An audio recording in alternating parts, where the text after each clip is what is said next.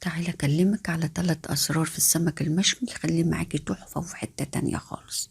بتجيبي السمكة الوسط اللي زي دي والخضار في ظهرها يكون ظهرها لونه أخضر. وأول سر لازم تخلصي من المرارة، تطلعي المرارة من قلب السمكية. تعملي ايه؟ تدخلي صباعك زي ما انت شفتيني كده وتضغطي على بطن السمكية وتطلعي المرارة. نغسل السمكية حلو وتجيب السمك الوسط. انا بحب الوسط اللي زي دي كده، تبقى معاكي طريه وحلوه في الشوي كده، مش مليفه لحمتها. شفت انا بطلع المراره ازاي؟ بدخل صباعي في السمكيه وبضغط على بطنها.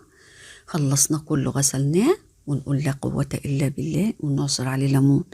الليمون ده بيقلل زفرته، بيخلي ريحته حلوة وهو على الشواية، ما تبقاش ريحته زفرة. عصرنا عليه ليمون كله كده. تاني سر من اسرار السمك ان انت لما تيجي تشوي السمك لازم يكون النار عاليه تحتيه، علشان السمكيه تحافظ على زيوتها وتحافظ على الدسم بتاعها. نحط معلقه زيت في الطاسه ونولع النار، نخليها عاليه تحت الطاسه، ونعوص السمك في الرده ونحط في الطاسه تكون سخنه، وتولع عليها النار قبل ما نحط فيها السمك تكون سخنه نار.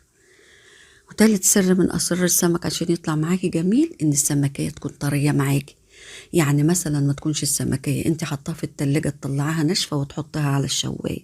لازم السمكية تكون مبلولة معاكي عشان السمكية تبقى طرية معاكي لما تشويها ما تبقاش ناشفة.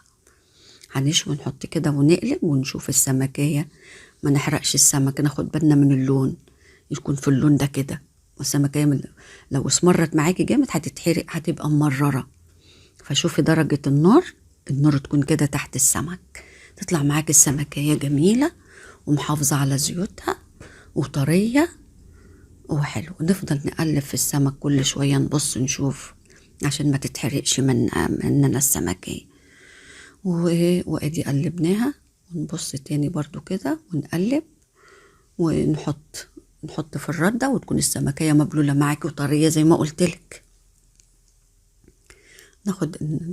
نفضل نقلب فيه. شفت ما شاء الله، شوف السمك لونه عامل ازاي. والسمكية الوسط دي بتبقى جميلة اهي، اللون ده كده تطلعي وتحطي في الدقة. ما شاء الله لا قوة الا بالله. والله هتاكلي سمك روعة بإذن الله تعالى. شوفي السمكية طرية، حتى لو مسكتيها كده هتلاقيها طرية. ما شاء الله لا قوة الا بالله. احنا بلنا السمك كده وناخد من الدقة الناشفة ونحط عليه. شفت لون السمك كده، وبالهنا والعافية. حبايبي لو عجبكم الفيديو اعملوا لايك سبسكرايب عشان تشتركوا في القناة، وفعلوا زر الجرس عشان يوصلكوا كل جديد.